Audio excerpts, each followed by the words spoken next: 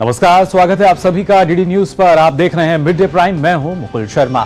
अगले 1 घंटे में हम बात करेंगे देश भर की बड़ी खबरों की, बताएंगे दुनिया भर में कौन कौन सी खबरों पर है सबकी नजर, क्या चल रहा है खेल और आर्ट जगत में, और कुछ झलकें फिल्म, कला और संस्कृति के क्षेत्र से। लेकिन सबसे पहले बड़ी खबरें। प्रधानमंत्री ने तमिलनाडु के वेल्लोर में की चुनावी जनसभा।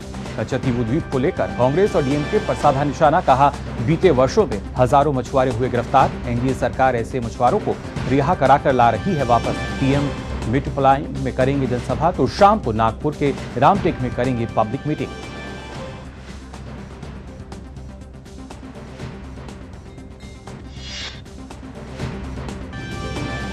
धुआंधार प्रचार में जुटे भाजपा के स्टार प्रचारक अमित शाह पश्चिम बंगाल और बिहार में, तो राजनाथ सिंह यूपी के सहारनपुर में करेंगे जनसभा।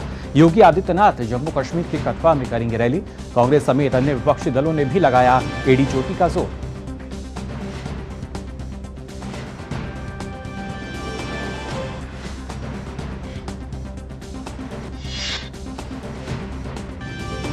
आबकारी नीति मामले में अरविंद केजरीवाल दिल्ली हाईकोर्ट के फैसले के खिलाफ पहुंचे सुप्रीम कोर्ट। वहीं रावलपिंडी कोर्ट से केजरीवाल को लगा झटका, वकीलों से मुलाकात बढ़ाने वाली मांग याचिका हुई खारिज। मनीष सिसोदिया की जमानत याचिका पर भी होगी सुनवाई।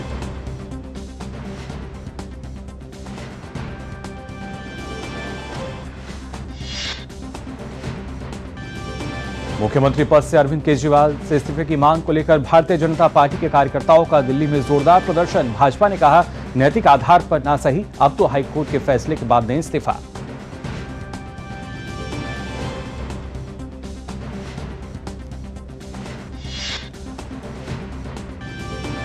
विश्व होम्योपैथी दिवस पर नई दिल्ली में होम्योपैथिक संगोष्ठी का उद्घाटन कर राष्ट्रपति द्रौपदी मुर्मू ने दी बधाई।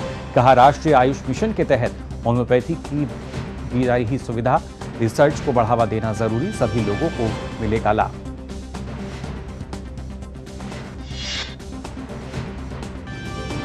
चैत्र नवरात्रि के दूसरे दिन श्रद्धालु मां दुर्गा के दूसरे स्वरूप मां ब्रह्मचारिणी की कर रहे हैं आराधना।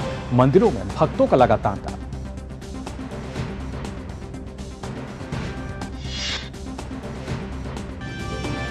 और मोंटे कार्लो मास्टर्स टेनिस प्रतियोगिता के पहले दौर का मैच जीतकर इतिहास रचने वाले भारतीय टेनिस स्टार सुमित नागल आज दूसरे दौर में डेनमार्क के होल्गर रूने के खिलाफ उतरेंगे कोर्ट पर।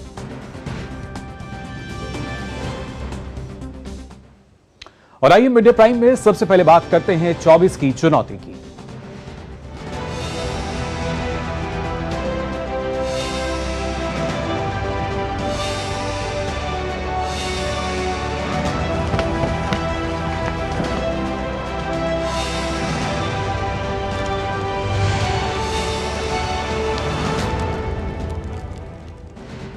दक्षिण भारत के दुर्ग को भेदने के लिए भाजपा पूरी ताकत के साथ जुटी है। इसी कड़ी में प्रधानमंत्री लगातार वहां का दौरा कर रहे हैं। उन्होंने आज तमिलनाडु के वेल्लोर में एक जनसभा को संबोधित किया। उन्होंने इस दौरान कचतीवु द्वीप का जिक्र भी किया, जिसे कांग्रेस की सरकार पर श्रीलंका को सौंपने का आरोप है। पीएम ने बताया कि बीते वर्षों में उस द्वीप के पास जाने पर तमिलनाडु के हजारों मछुआरे गिरफ्तार हुए हैं। गिरफ्तारी पर कांग्रेस और डीएमके झूठी हमदर्दी दिखाते हैं, लेकिन ये लोग तमिलनाडु के लोगों को ये सच नहीं बताते कि कचतीवु द्वीप इन लोगों ने स्वयं श्रीलंका को दे दिया और तमिलनाडु की जनता को अंधेरे में रखा। ये लोग तमिलनाडु के लोगों को ये सच नहीं बताते कि कच्चातीवु आइलैंड उन्होंने श्रीलंका को दे दिया और तमिलनाडु की जनता को अंधेरे में रखा था। एनडीए सरकार ऐसे मछुआरों को निरंतर रिहा कराकर वापस ला रही है। इतना ही नहीं, 5 मछुआरों को फांसी की सजा कर दी थी श्रीलंका ने। मैं उनको भी जिंदा वापस लौट के आया था। डीएमके कांग्रेस सिर्फ मछुआरों के ही नहीं बल्कि देश के भी गुनहगार है। पीएम ने कहा कि तमिलनाडु के लिए एक विकसित भारत का नेतृत्व करने का समय है, लेकिन डीएमके तमिलनाडु को पुरानी सोच में, पुरानी राजनीति में फंसाकर रखना चाहती है। तमिलनाडु के लिए ये डेवलप भारत का नेतृत्व करने का समय है। लेकिन डीएमके तमिलनाडु को पुरानी सोच में, पुरानी पॉलिटिक्स में फंसाकर रखना चाहती है। पूरी डीएमके एक फैमिली की कंपनी बनकर रह गई है। डीएमके की फैमिली पॉलिटिक्स की वजह से तमिलनाडु के यूथ को आगे बढ़ने का मौका नहीं मिल रहा है। डीएमके से चुनाव लड़ने और डीएमके में आगे बढ़ने के लिए 3 मेन क्राइटेरिया है, 3 मेन क्राइटेरिया है। First, family politics, second, corruption, third, anti Tamil culture. आपको बता दें कि भारत सरकार के हस्तक्षेप के बाद तमिलनाडु के 19 मछुआरों को श्रीलंकाई जेल से रिहा कर दिया गया है। सभी मछुआरे श्रीलंका के कोलंबो से एयर इंडिया के जरिए चेन्नई पहुंच चुके हैं। गौरतलब है कि समुद्री सीमा पार करने के आरोप में पिछले महीने 6 मार्च को श्रीलंकाई नौसेना द्वारा गिरफ्तार कर लिया गया था। केंद्र सरकार के हस्तक्षेप के बाद श्रीलंकाई अदालत ने मछुआरों को रिहा करने का फैसला लिया। इससे पहले मछुआरों के परिवारों ने केंद्र और राज्य सरकारों से श्रीलंकाई नौसेना द्वारा गिरफ्तार मछुआरों को रिहा करने के लिए कार्रवाई करने का अनुरोध किया था। और हमारे संवाददाता ऋषि कुमार हमारे साथ जुड़ रहे हैं यहाँ पे। ऋषि, जानना चाहेंगे, जिस तरीके से प्रधानमंत्री ने जिक्र किया है कि लगातार अगर देखा जाए, कांग्रेस की बात की जाए, डीएमके की बात की जाए, तो ये ना सिर्फ अगर तमिलनाडु के जो मछुआरे हैं उनके परिवारों को अभी तक अंधकार में रखा, कच्चा द्वीप का जिक्र उन्होंने आज फिर किया कि कैसे जो मछुआरे हैं वो फंस जाते हैं, जानकारी नहीं होती। और एक समय था जब ये द्वीप हमारा ही क्षेत्र था, भारत का अभिन्न हिस्सा था। हाँ बिल्कुल, देखिए जैसे जैसे तमिलनाडु में चुनावों की तारीखें करीब आ रही हैं और भारतीय जनता पार्टी की तरफ से जो मोर्चा प्रधानमंत्री नरेंद्र मोदी ने संभाला हुआ है, उसी कड़ी में आज हमने देखा कि वेल्लोर में उन्होंने सीधे तौर पर विपक्ष पर हमला किया और कच्चा द्वीप को उन्होंने एक राष्ट्रीय मुद्दा बताते हुए कहा कि ये तमिलनाडु की जनता ही नहीं बल्कि देश के साथ धोखा किया गया है। और इस पूरे मसले में उन्होंने बताया कि एनडीए सरकार ने किस तरीके से जो तमिल मछुआरे हैं उनके लिए काम किया है, उनको बचाया गया है। और यहाँ तक कि उन्होंने जिक्र किया कि जो 5 मछुआरे थे, तमिल मछुआरे, जिनको की फांसी की सजा दे दी गई थी, उनको भी भारत सरकार ने बचाया और वो वापस आए। तो कुल मिलाकर ये जो पूरे के पूरे तमिलनाडु की सियासत में कच्चा द्वीप का जो मुद्दा है, उन्होंने उसको पूरी तरीके से रेखांकित किया और कहा है कि इसके लिए कांग्रेस और डीएमके दोनों जिम्मेदार हैं। इस पूरे मसले पर उन्होंने पहले भी इस मुद्दे को रखा है। उन्होंने एक और बात कही कि जिस तरीके से तमिलनाडु की राजनीति को डीएमके ने अपने 3 लक्ष्यों के माध्यम से घेर रखा है, जिसमें उनकी पहली प्राथमिकता है कि उनका परिवार, दूसरा करप्शन और तीसरी बात यह कि वो तमिलनाडु की जो तमिल कल्चर है उसके खिलाफ जाते हैं। उन्होंने जिक्र किया कि किस तरीके से सेंगोल को जब संसद में स्थापित किया गया उसका विरोध डीएमके ने किया और जो काशी तमिल संगम है उसका भी यहाँ पर उस तरीके से डीएमके ने उसका समर्थन नहीं किया। तो कुल मिलाकर एक तीखा हमला उन्होंने विपक्ष पर बोला है और इस पूरी की पूरी जो दक्षिण की ओर रुख करने का जो मायने हैं उसमें भारतीय जनता पार्टी की रणनीति यही है कि तमिलनाडु में अपनी न सिर्फ जीत को सुनिश्चित किया जाए बल्कि जो यहाँ पर उनकी रणनीति है कि आक्रामक रणनीति के तहत जनता के बीच में उन मुद्दों को रखा जाए जो उनके लिए न सिर्फ भावनात्मक हैं बल्कि उनके हित में क्या क्या हो सकता है वो भी प्रधानमंत्री मोदी जनता के बीच में रख रहे हैं और ये बता रहे हैं कि कैसे जो भारत के जो युवा हैं और तमिलनाडु के युवा हैं वो चाहते हैं कि भारत को विकसित भारत में तब्दील करने में उनकी जो भूमिका है वो आगे हो। उन्होंने इस बात का जिक्र किया कि कैसे तमिलनाडु के जो वैज्ञानिक हैं, उन्होंने तमिलनाडु के वैज्ञानिकों ने जो देश का जो नाम रोशन किया है और दुनिया में तमिलनाडु और भारत का नाम रोशन किया है, उन चीज़ों को वो चाहते हैं कि और ज़्यादा प्रमुखता से रखा जाए और उसके बढ़ावा दिया बिल्कुल जाए। ऋषि, और इसके साथ साथ जैसे आपने जिक्र किया, जो खासतौर से वहाँ के युवा हैं या हम महिलाओं की बात करें, किसानों की बात करें, तो अब तक अगर देखा जाए जो पिछली सरकारें रही हैं, कहीं ना कहीं दक्षिण भारत का जो क्षेत्र है उसको रोक कर रखा गया है। और अब वर्तमान सरकार जो है, पिछले एक दशक की बात की जाए तो कोशिश की जा रही है कि दक्षिण भारत को, जैसे हमारे देश के दूसरे अभिन्न अंग हैं, एक जुड़ाव जोन में है, वो जुड़ाव आगे आना चाहिए, जो संस्कृति का मिलन है वो होना चाहिए। जो वहाँ की जनता है शायद वो भी अब इस पर अपनी सहमति जता रही है। बिल्कुल, देखिए जिस तरीके से भाषण के दौरान प्रधानमंत्री मोदी ने जब काशी तमिल संगम की बात की, तो उस समय जो जनता का जो रिएक्शन था वो बता रहा था कि जनता इस बात को पसंद कर रही है। और इन्होंने तमिलनाडु के लोगों का सीधा आह्वान किया और उन्हें निमंत्रण भी दिया कि वो काशी आएँ। उन्होंने कहा कि मैं काशी का सांसद होने के नाते आपको सीधे निमंत्रण दे रहा हूँ कि आप वहाँ पर पहुँचें। इस बात को जिस तरीके से उन्होंने जनता के बीच में रखा और उसका समर्थन जनता ने किया, उससे लगता है कि जनता इस बात को समझती है कि जो दोनों इलाके हैं उनके बीच में किसी भी तरीके का कोई भेद नहीं है। और भारत की जो सांस्कृतिक एकता है, विविधता में एकता की जो कहानी है, वो सच में इस तरीके के प्रयासों से आगे बढ़ती है। कुल मिलाकर अगर हम कहें कि इस बार के चुनाव में भारतीय जनता पार्टी ने अपने तमाम सहयोगियों के साथ, जिसमें कि 9 पार्टियां हैं, और इस वेल्लोर की अगर हम बात करें तो वेल्लोर में पीएमके के सांसद भी रहे हैं जो इस समय भारतीय जनता पार्टी के उम्मीदवार हैं, एसी षणमुगम, और दूसरे वो एआईएडीएमके के भी उम्मीदवार रहे हैं। तो कुल मिलाकर उनकी पकड़ है जनता में, और इस बार भारतीय जनता पार्टी की जो उम्मीदवारी के तौर पर वो सामने है। एक बड़ा अनुभव, लंबा अनुभव उनके पास सियासी है। ऐसे में ये रैली के माध्यम से भी भारतीय जनता पार्टी ने ये सुनिश्चित किया है कि वेल्लोर में उनकी न सिर्फ जीत हो, बल्कि बड़ी मात्रा में जीत हो। और इस बात को, उस जीत को सुनिश्चित करने की जो तैयारी है, कहा कि वेल्लोर इस बार जो इतिहास रचने जा रहा है वेल्लोर, इस बात को उन्होंने रेखांकित किया। जी बिल्कुल, इतिहास रचने जा रहा है, लेकिन उससे मजबूत स्थिति की अगर बात की जाए, क्योंकि कोशिश यही की जा रही है कि देश को मजबूती मिले, जो अलग अलग देश के हिस्से हैं उनको कैसे उसमें जुड़ाव जो है वो हम ला सकते हैं। फिलहाल बहुत बहुत शुक्रिया आपका ऋषि, हमारे साथ जुड़ने के लिए। तो हमारे संवाददाता ऋषि कुमार बता रहे थे किस तरीके से लगातार दक्षिण भारत की अगर बात की जाए, वहाँ पे बीजेपी का प्रचार प्रसार बढ़ता हुआ नजर आ रहा है। और आपको बता दें, वेल्लोर के बाद प्रधानमंत्री तमिलनाडु के मेट्टुपालयम में जनसभा को संबोधित करेंगे। इसके बाद पीएम आज शाम को महाराष्ट्र के नागपुर जिले के रामटेक में चुनावी रैली करेंगे। तो लगातार चुनाव प्रचार जो है वो जोर शोर से किया जा रहा है। वहीं शरद पवार की पार्टी एनसीपी गुट ने लोकसभा चुनाव के उम्मीदवारों की अपनी तीसरी लिस्ट जारी कर दी है। इस लिस्ट में शरद पवार ने 2 नामों का ऐलान किया है। सतारा सीट से शशिकांत शिंदे और रावेर सीट से श्रीराम पाटिल को उम्मीदवार बनाया गया है।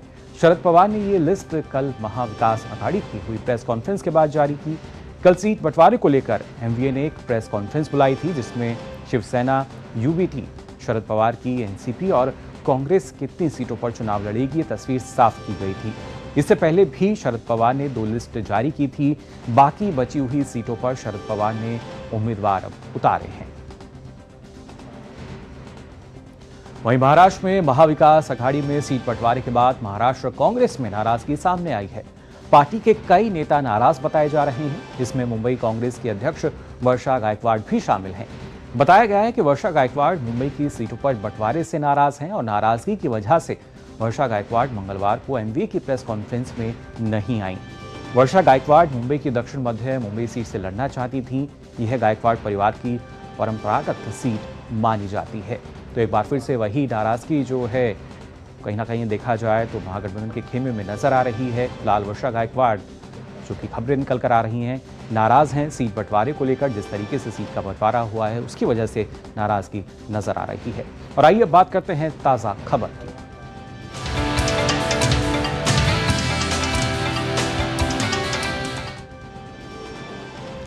अरविंद केजरीवाल की मुश्किलें कम होने का नाम नहीं ले रही हैं।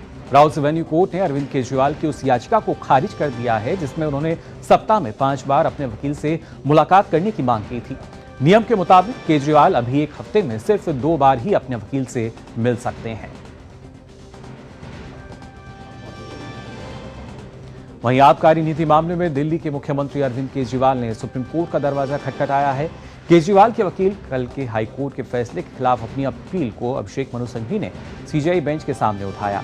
इसी बीच केजरीवाल को राउस एवेन्यू कोर्ट से झटका लगा।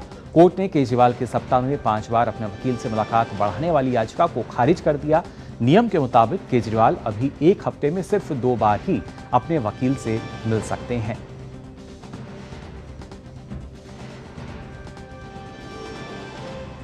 वहीं आबकारी नीति मामले में मनीष सिसोदिया की जमानत याचिका पर आज राजधानी कोर्ट में सुनवाई होगी।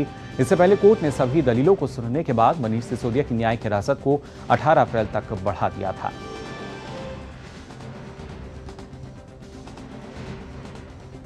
वहीं दिल्ली सरकार में मंत्री सौरभ भारद्वाज ने हाईकोर्ट द्वारा अरविंद केजरीवाल की गिरफ्तारी को चुनौती देने वाली याचिका खारिज करने पर कहा कि हम सुप्रीम कोर्ट गए हैं, हमें उम्मीद है कि सुप्रीम कोर्ट से न्याय जरूर मिलेगा। सुप्रीम कोर्ट के अंदर अपनी बात रखी, सुप्रीम कोर्ट ने उस मामले को सुनने के लिए समय दिया और हमें उम्मीद है कि जिस तरीके से संजय सिंह जी के मामले में सुप्रीम कोर्ट ने एक राह दिखाई, उसी तरीके से अरविंद जी के मामले में भी सुप्रीम कोर्ट कोई नई राह दिखाएगा। और आइए सीधा रुख कर लेते हैं उत्तर प्रदेश के लखनऊ का, जहां सपा प्रमुख अखिलेश यादव पार्टी का घोषणा पत्र जारी कर रहे हैं। समाजवादी पार्टी अधिकार की बात कर रही है। संविधान है तो हमारा अधिकार है, लोकतंत्र है तो हमारा अधिकार है, और ये सब बचेगा अधिकार और लोकतंत्र हमारे वोट से। इसलिए जनता से अपील करते हैं कि एक एक वोट भारतीय जनता पार्टी के खिलाफ डाला जाए, क्योंकि लोकतंत्र बचेगा तो संविधान बचेगा, संविधान बचेगा तो हमारी आपकी आज़ादी बचेगी।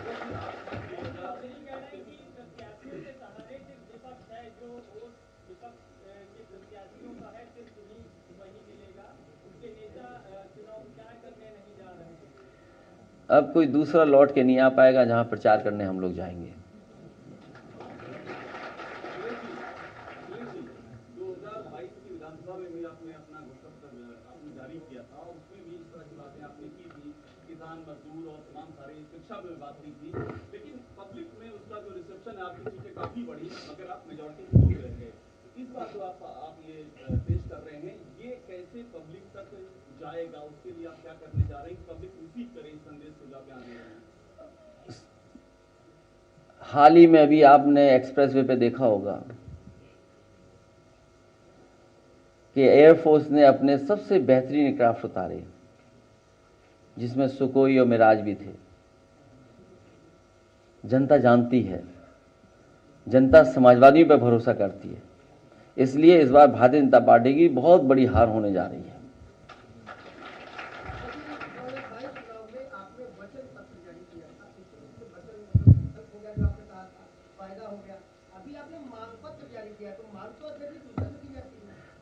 जनता का मांग पत्र पढ़ो तो ठीक से। अरे हमारे पत्रकार साथी आपके अधिकारों की भी बात कर रहे हैं, नहीं तो जिसका दाना उसका गाना। तो अखिलेश यादव जिन्होंने यहाँ घोषणा पत्र जारी किया, प्रेस कॉन्फ्रेंस कर रहे थे और कुछ जो खास बातें हैं इस घोषणा पत्र की उनका जिक्र उन्होंने किया कि किस तरीके से जो जनता के अधिकार हैं वो कोशिश की जाएगी कि वो तमाम अधिकार उनको मिल सकें, और इसके साथ साथ हमें देश का जो संविधान है उसको बरकरार रखना। इस तरह की जो बातें हैं वो अखिलेश यादव यहाँ ज़रूर कर रहे थे, लेकिन ये जनता है, सब जानती है, देखना होगा और किस तरीके से जो घोषणा पत्र है उसको जनता देखती है। वहीं दिल्ली के मुख्यमंत्री अरविंद केजरीवाल के इस्तीफे की मांग को लेकर भाजपा जबरदस्त हमलावर मोड में है। भाजपा के नेता और कार्यकर्ता आज दिल्ली में केजरीवाल और आम आदमी पार्टी के खिलाफ जोरदार प्रदर्शन कर रहे हैं। केजरीवाल पर भ्रष्टाचार और अदालत के आदेशों की अवहेलना करने का आरोप लगाते हुए भाजपा लगातार इस्तीफे की मांग कर रही है। भाजपा नेताओं का कहना है कि पहले तो नैतिकता के आधार पर ही केजरीवाल को मुख्यमंत्री का पद छोड़ देना चाहिए था, और अब तो अदालत के रुख के बाद पद छोड़ने का ठोस आधार है।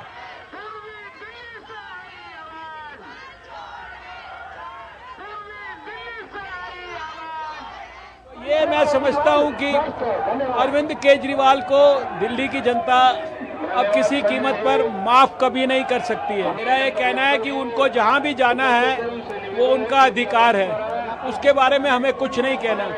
लेकिन हमने 25 मिनट तक जो हाई कोर्ट के जज की टिप्पणियां सुनी है, उसके आधार पर हम दोबारा से उन्हें याद दिलाने के लिए आए कि भाई अब कोई तो आधार होता है ना। नैतिक आधार नहीं है तो अब तो ठोस आधार भी है इस्तीफा देने के लिए।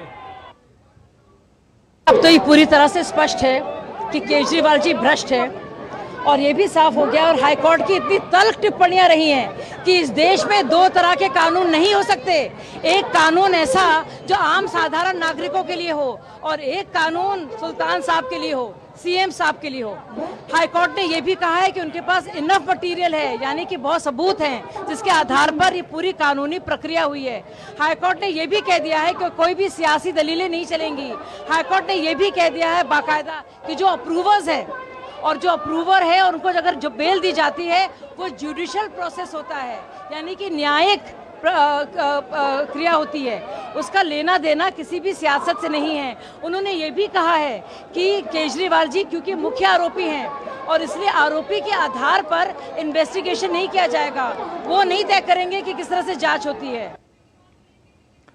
तो अरविंद केजरीवाल के इस्तीफे की मांग को लेकर सड़कों पर नजर आ रहे हैं भाजपा के नेता कार्यकर्ता। इस पर और ज्यादा जानकारी के लिए रुक कर लेते हैं हमारे संवाददाता मुकेश शुक्ला का, जो हमारे साथ जुड़ चुके हैं। मुकेश, जानना चाहेंगे आपसे, जिस तरीके से लगातार सीधी बात कही जा रही है कि ना नैतिकता तो छोड़िए, आप अब हाईकोर्ट ने जिस तरीके से तल्ख टिप्पणी की है, कम से कम उसके आधार पर ही अब इस्तीफा आपको देना पड़ेगा।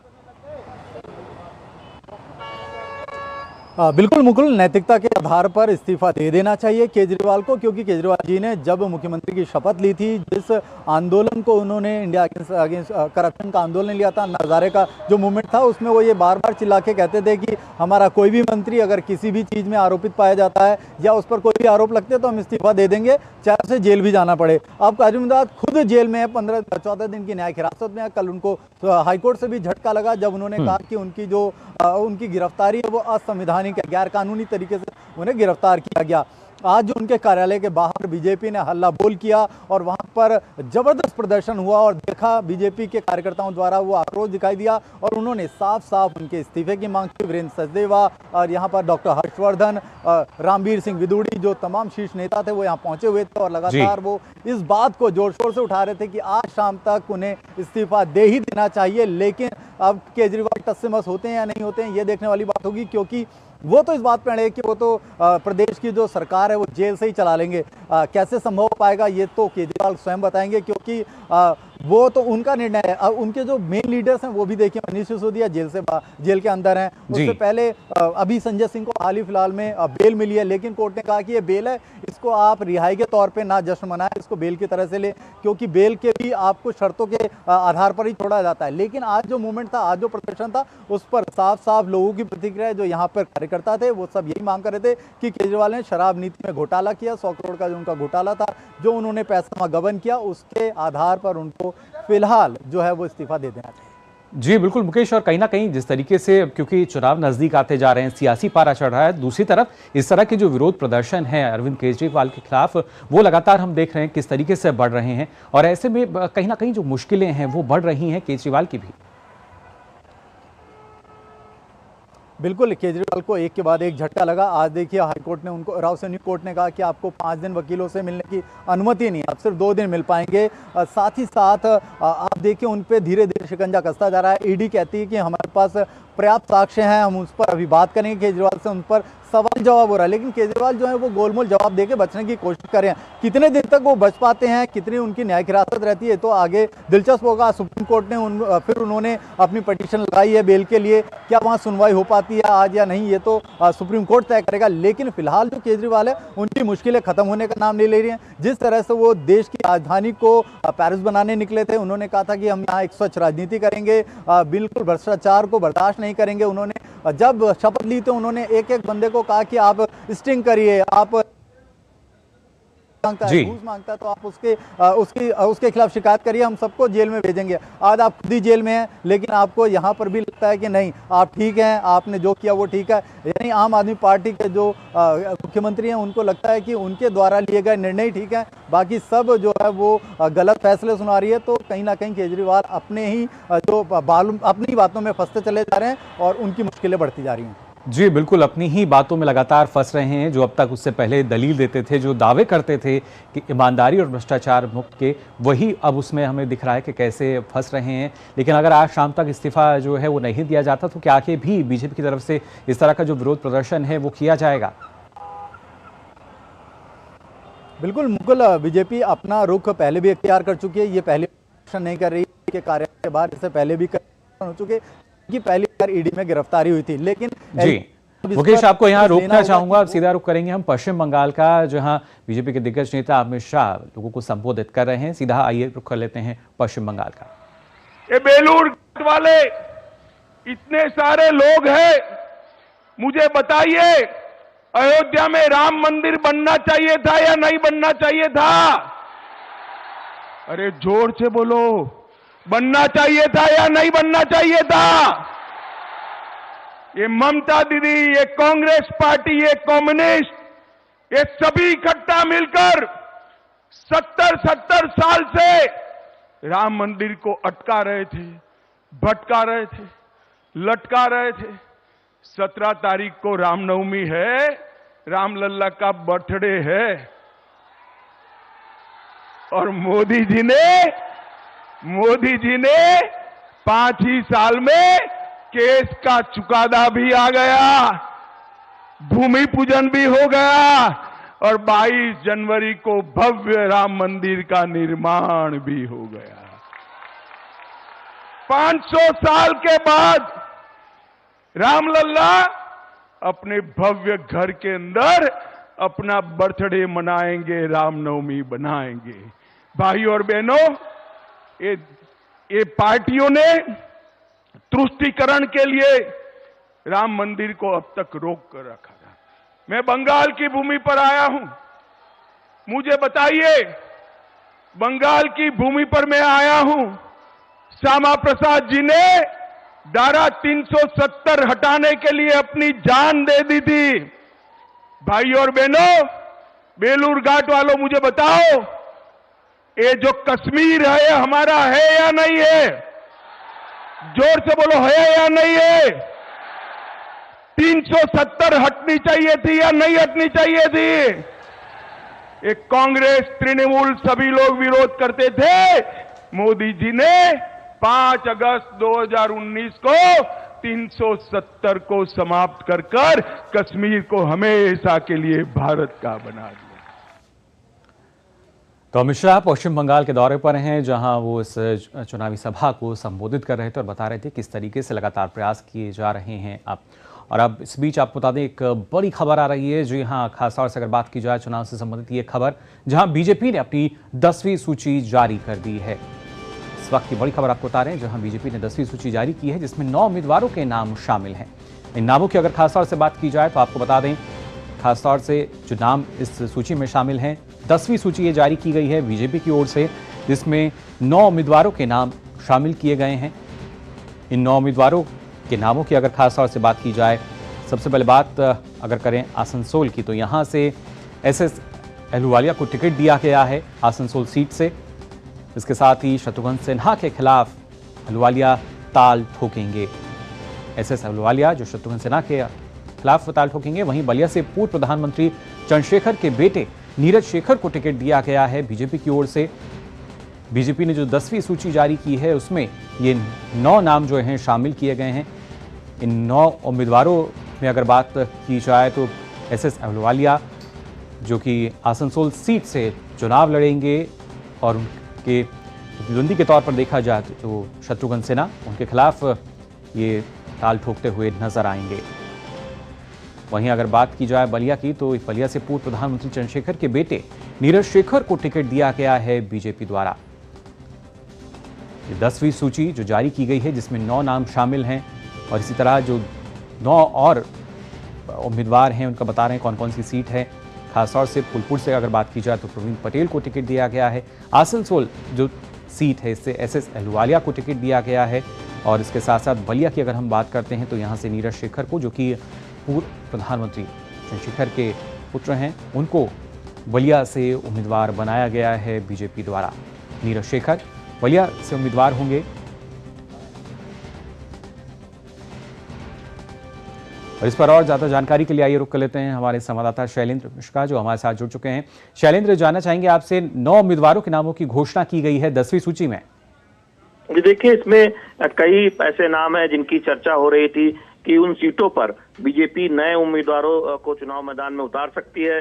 वैसा हमने देखा इलाहाबाद जहां की निवर्तमान सांसद है रीता बहुगुणा जोशी, बीजेपी ने वहां पर टिकट बदला है और नीरज त्रिपाठी को वहां पर बीजेपी ने उम्मीदवार बनाया है। बलिया, जहां से वीरेंद्र मस्त मौजूदा सांसद हैं, बलिया में नीरज शेखर जो स्वर्गीय चंद्रशेखर पूर्व प्रधानमंत्री के बेटे हैं, उनको चुनाव लड़ाने का फैसला किया गया। इसके साथ ही साथ हम देख रहे हैं कौशाम्बी जैसी सीटें हैं सुरक्षित, जहां विनोद सोनकर मौजूदा सांसद हैं, उन्हें फिर से चुनाव मैदान में उतारने का फैसला किया गया है। मैनपुरी सीट पर बहुत लोगों की निगाहें थी कि बीजेपी मैनपुरी, जहां से डिंपल यादव चुनाव लड़ रही है समाजवादी पार्टी से, उनके सामने किन्हें चुनाव मैदान में उतारेगी। तो जयवीर सिंह ठाकुर एक बड़ा नाम है उत्तर प्रदेश में, और हम देख रहे हैं कि उत्तर प्रदेश की राजनीति में कद्दावर चेहरा है, उन्हें बीजेपी ने चुनाव मैदान में उतारा। और चंडीगढ़ की सीट पर संजय टंडन, हाल ही में जब हमने देखा था कि इस बात की चर्चा थी कि चंडीगढ़ से कौन चुनाव लड़ेगा, तब उनके नाम की चर्चा थी और संजय टंडन को चुनाव मैदान में उतारा गया है। आसनसोल सीट पर भी बहुत इंतजार हो रहा था कि पश्चिम बंगाल की आसनसोल सीट से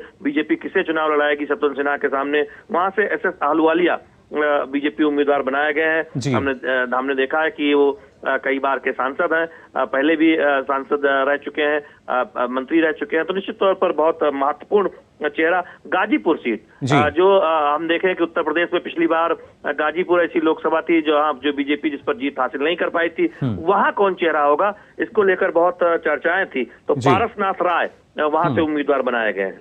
जी बिल्कुल शैलेंद्र, और खासतौर से गाजीपुर सीट, क्योंकि जैसा आपने बताया कि इस पर जीत हासिल नहीं हुई, तो और ऐसे में पारसनाथ राय को जो उम्मीदवारी यहाँ दी गई है, तो एक बड़ा दारोमदार उन पर भी होगा, एक चुनौती भी उनके सामने।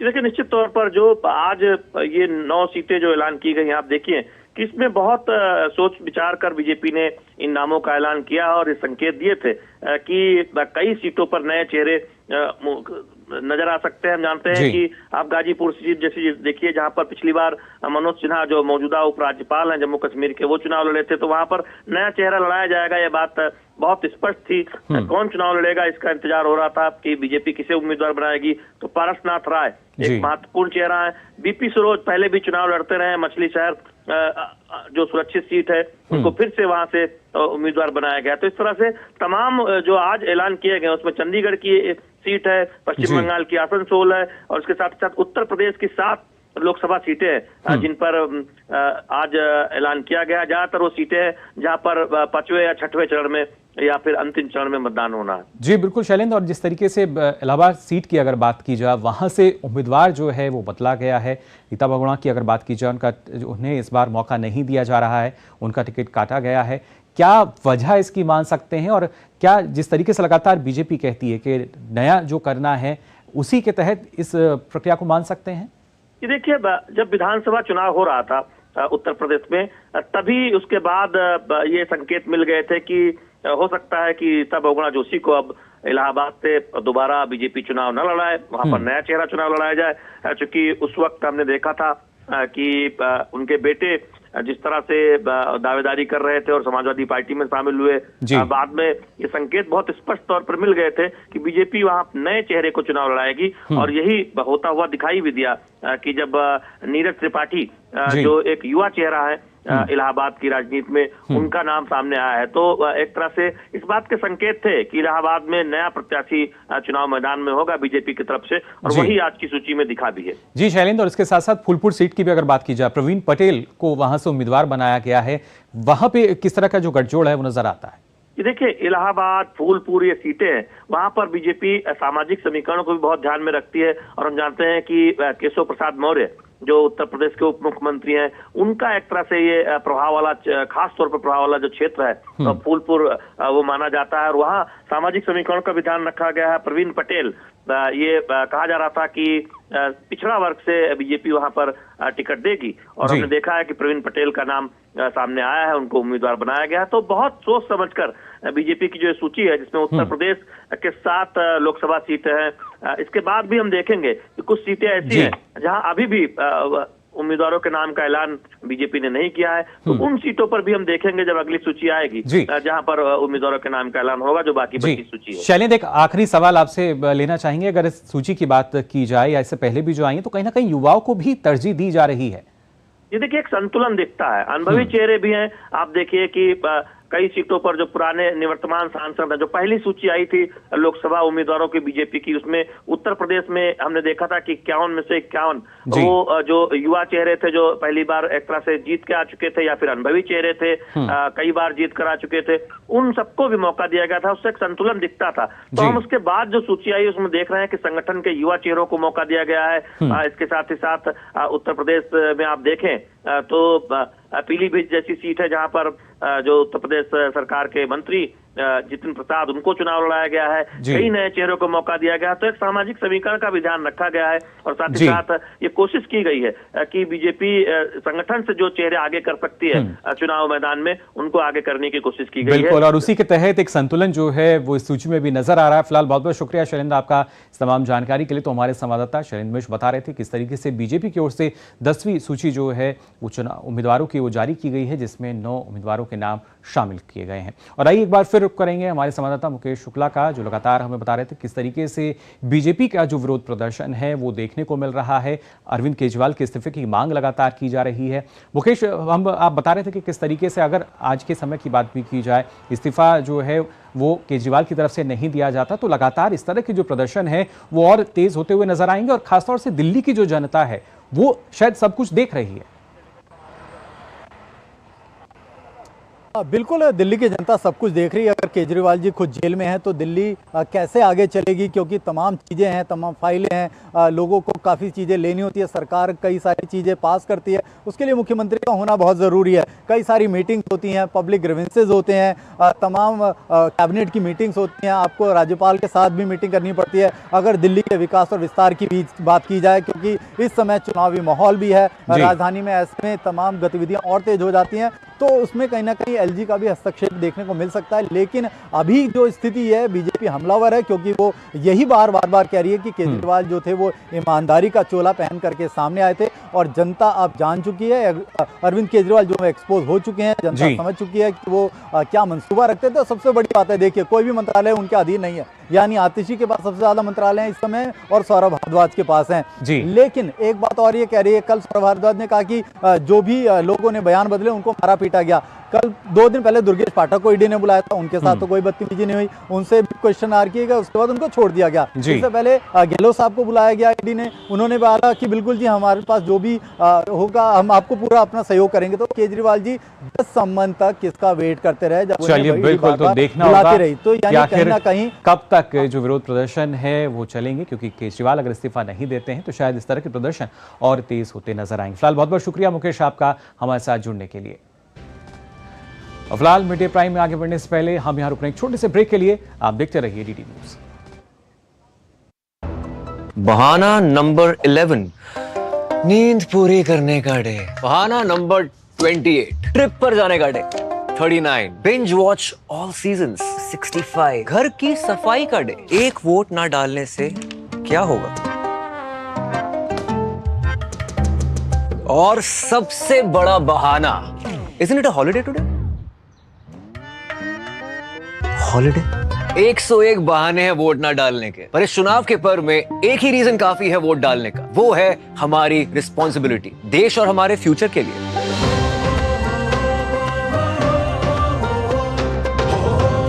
तो चलो सब मिलकर मनाते हैं इस चुनाव के पर्व को गर्व के साथ। क्या बात है, बहुत सही लग रहा है। 3 महीने में पैसे डबल, वाह, फास्ट और हाई रिटर्न्स भी।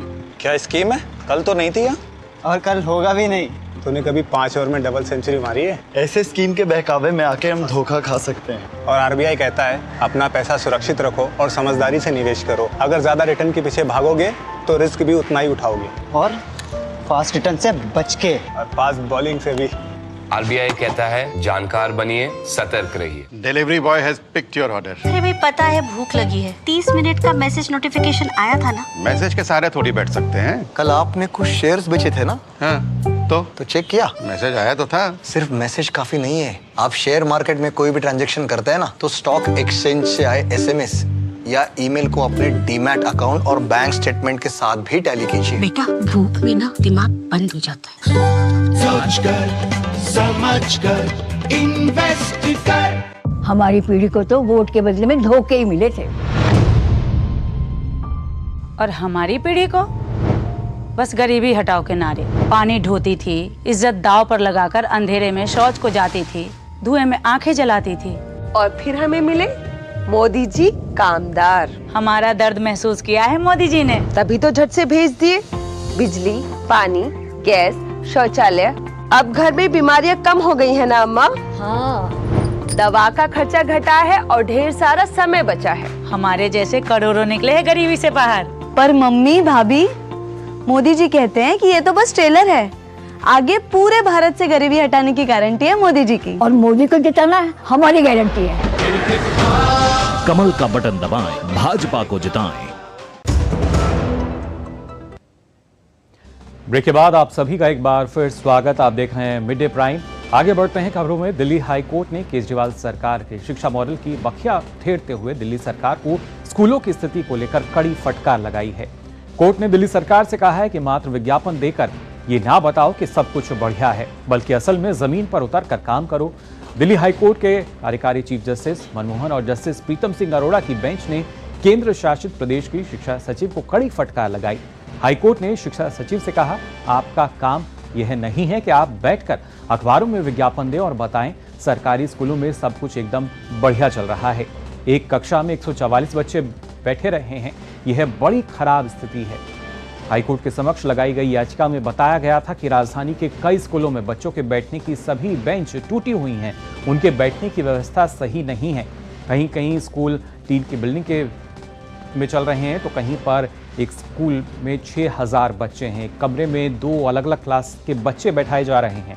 स्कूलों में बच्चों को समय से किताबें ना मिलने की बात भी सामने आई। जिन स्कूलों में ये समस्याएं हैं उनमें से अधिकांश उत्तर पूर्वी दिल्ली में स्थित हैं। शिक्षा सचिव ने कोर्ट के सामने माना कि यह सभी कमियां स्कूलों में मौजूद हैं। उन्होंने कहा कि वह पिछले महीने स्वयं इन स्कूलों के दौरे पर गए थे और उन्हें ये गड़बड़ियां दिखी थी। कोर्ट ने शिक्षा में गड़बड़ी की वजह से बढ़े अपराधों को लेकर कहा, ताज्जुब की बात नहीं है कि दिल्ली की जेलें भरी हुई हैं। तिहाड़ जेल की क्षमता 10,000 है, लेकिन इसमें 23,000 कैदी हैं। ऐसा इसलिए है क्योंकि स्कूल ठीक से काम नहीं कर रहे हैं। क्या आप इसके बीच के संबंध को समझ रहे हैं? हाईकोर्ट ने दिल्ली के शिक्षा विभाग से कहा है कि वह स्कूल में सामने लाई गई इन कमियों को जल्द से जल्द सही करे।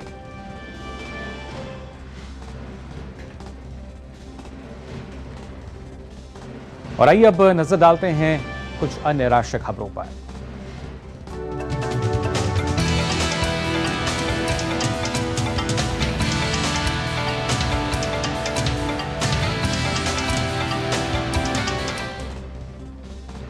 आगामी लोकसभा चुनाव से पहले भाजपा शुरू करने जा रही है अनोखी पहल।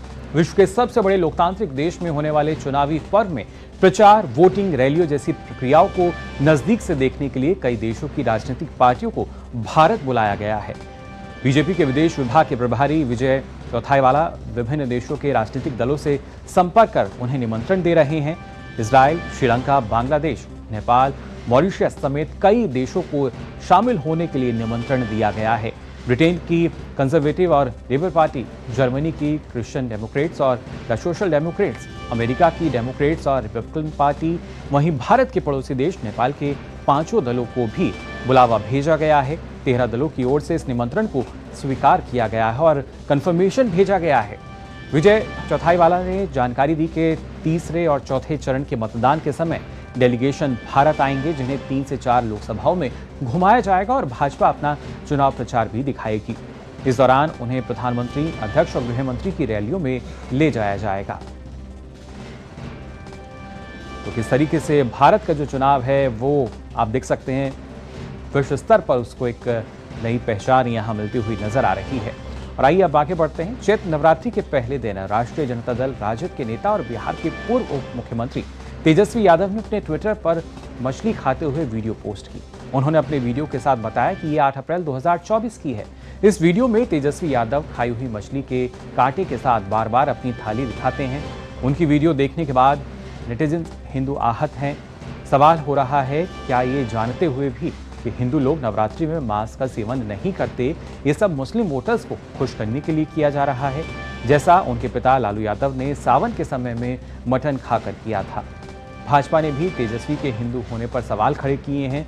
तेजस्वी की 3 मिनट की वीडियो को देख हिंदू भड़के हुए हैं। कहा जा रहा है कि ऐसा जानबूझकर तेजस्वी ने किया है ताकि उनके मुस्लिम वोटर्स को इससे खुशी मिले और हिंदू आहत हों। इसी मामले पर भाजपा नेताओं ने भी राजद को घेरा है। बिहार के उप मुख्यमंत्री और भाजपा के वरिष्ठ नेता विजय सिन्हा ने इस मुद्दे पर तेजस्वी यादव पर हमला किया है। उन्होंने कहा कि वो लोग वोट के लिए इतना गिर गए हैं कि धर्म संस्कार को लज्जित करते हैं।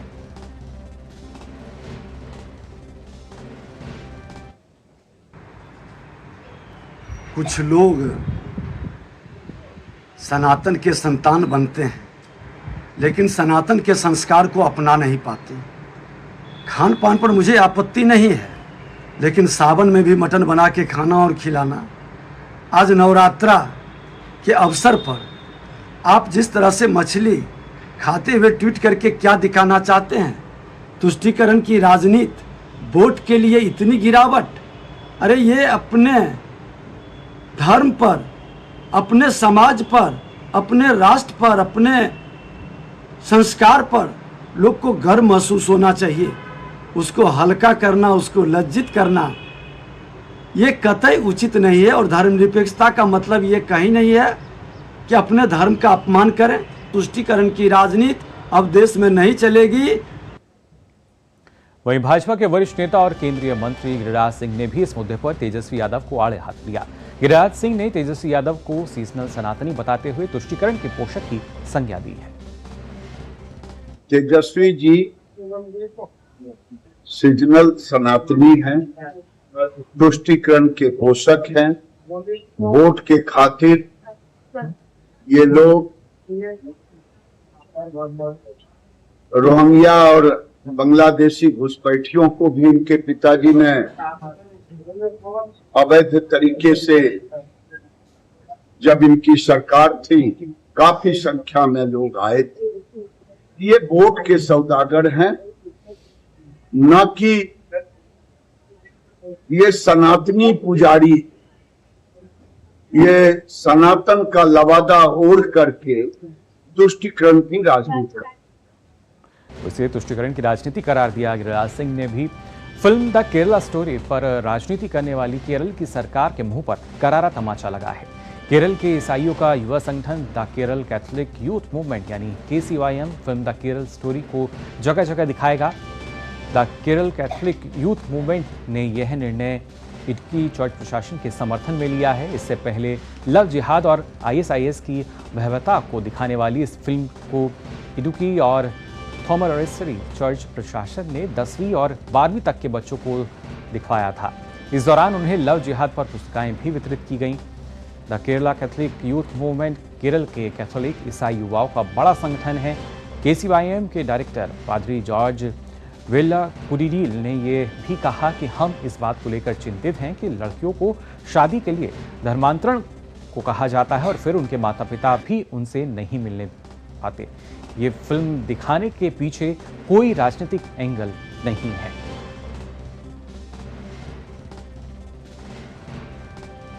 वहीं हिमाचल प्रदेश में पंजाब के एक पूर्व मंत्री का बेटा नशीली दवाओं के साथ पकड़ा गया।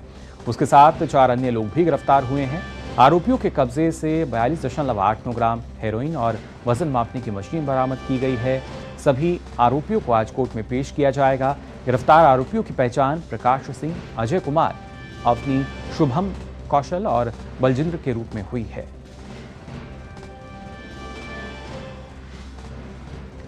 राष्ट्रपति द्रौपदी मुर्मू ने विश्व होम्योपैथी दिवस के अवसर पर नई दिल्ली के द्वारका स्थित यशोभूमि कन्वेंशन सेंटर में 2 दिवसीय वैज्ञानिक सम्मेलन का उद्घाटन किया। इस मौके पर कार्यक्रम को संबोधित करते हुए राष्ट्रपति ने कहा कि हमारे देश में होम्योपैथी की सुविधा पर्याप्त है।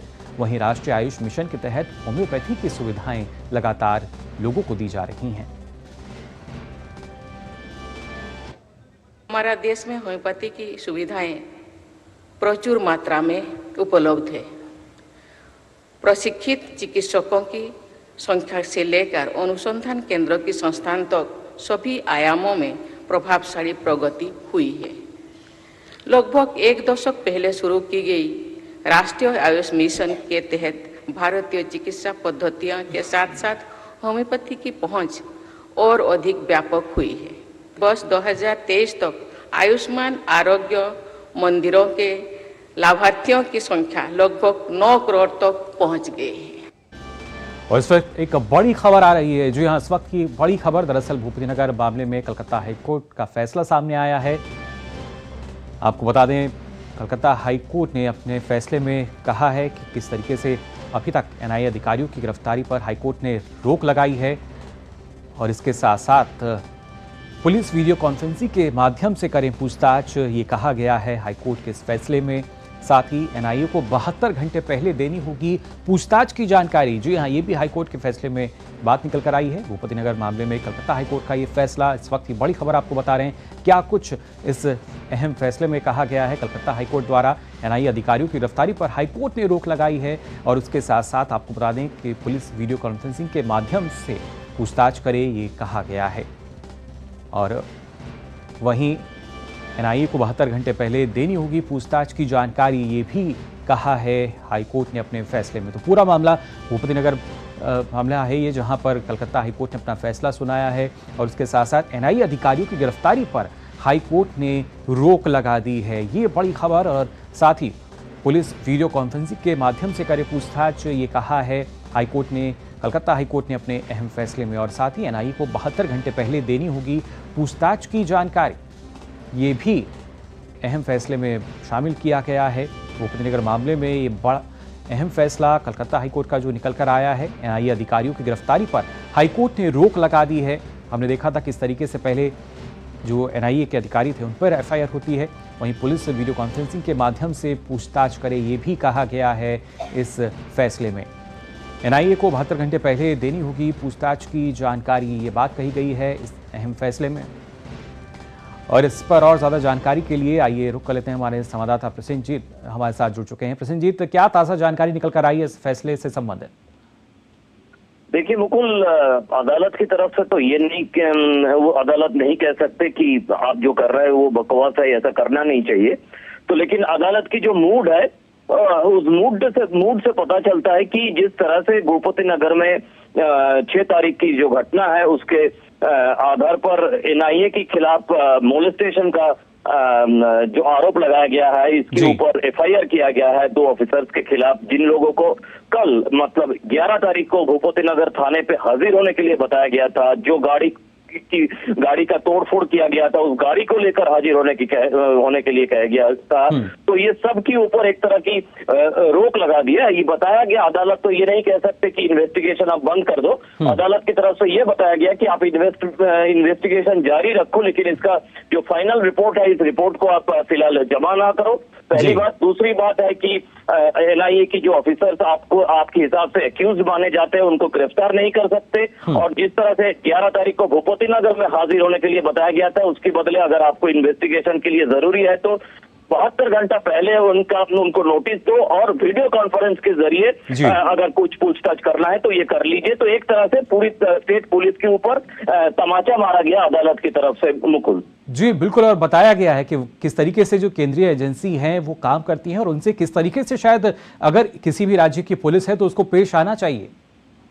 बिल्कुल। देखिए, मैं इसमें एक थोड़ा सा राजनीति में, सिर्फ अगर अदालत की बात करें तो मैं आपकी पहली सवाल की जवाब में बताया, लेकिन इसमें थोड़ा सा राजनीति की बात करें तो ये एक तरह की तृणमूल कांग्रेस के ऊपर और प्रदेश की मुख्यमंत्री ममता बनर्जी के ऊपर तमाचा है, मैं कहूँगा। बिल्कुल, ये अहम फैसला जो दिया गया है कलकत्ता हाईकोर्ट द्वारा, कहीं ना कहीं पुलिस विभाग की बात की जाए, जैसा हमारे संवाददाता बता रहे थे कि कहीं ना कहीं एक कड़ी प्रतिक्रिया यहाँ पे हाईकोर्ट ने दी है कि किस तरीके से वो पेश आएँ। जो एनआईए की टीम है, जो अधिकारी हैं, उनको गिरफ्तार नहीं किया जाएगा, गिरफ्तारी पर रोक लगाई है। साथ ही 72 घंटे पहले पूछताछ की जानकारी वो दें टीम को और वीडियो कॉन्फ्रेंसिंग के माध्यम से पूछताछ करें, उनको यहाँ पे ना बुलाएं। बहुत बहुत शुक्रिया प्रसेनजीत आपका तमाम जानकारी के लिए। और मिड डे प्राइम में हम यहाँ रुक रहे हैं एक और छोटी सी ब्रेक के लिए। आप बने रहिए डीडी न्यूज पर। तुम्हें पता है इन्वेस्टर्स के लिए एक इन्वेस्टर प्रोटेक्शन फंड होता है, IPF। लेकिन अगर तुम्हारा ट्रेड एक्सचेंज पर एग्जीक्यूट नहीं हुआ या फिर कोई गारंटीड रिटर्न्स वाली स्कीम है तो ये IPF आपकी मदद नहीं कर सकता है। और अगर आपका ब्रोकर ही डिफॉल्टर बन जाए तो फिर IPF आपको कॉम्पेंसेशन दिला सकता है। कहाँ से सीखा? NSE की साइट पर। सोच कर समझ कर इन्वेस्ट कर। लाखों की संख्या में श्रद्धालु पहुँचे अयोध्या। बरसों की प्रतीक्षा के बाद हमारे अयोध्या का गौरव लौटा है। नहीं तो पहले टेंट, टूटे घाट, गंदगी, कोई फैसिलिटी नहीं। और अब काशी देखो, केदारनाथ देखो, उज्जैन देखो, सोमनाथ देखो, सब भव्य दिव्य। और मोदी जी कहते हैं ये तो बस ट्रेलर है, आस्था का परचम लहराता रहे। ये है मोदी की गारंटी, इसलिए हमारा पहला वोट मोदी को। ये है हमारी भी गारंटी। कमल का बटन दबाएं, भाजपा को जिताएं। ब्रेक के बाद आप सभी का एक बार फिर स्वागत मिड डे प्राइम में। और आइए बात करेंगे खेल जगत की खबरों की।